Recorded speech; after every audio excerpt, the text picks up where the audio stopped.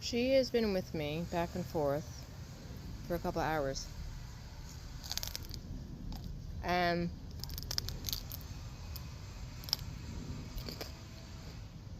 same one, because you can tell by the defect in the wing. Now,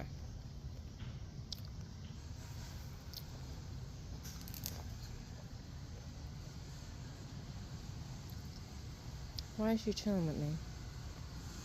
What are you trying to tell me? Because this is not normal. For real. Are you gonna lay your little head down here? Is your time up? What's going on? You are a female because I saw you plopping your little hiney. Look at you with your dirty little pollen face. It's fascinating. I don't...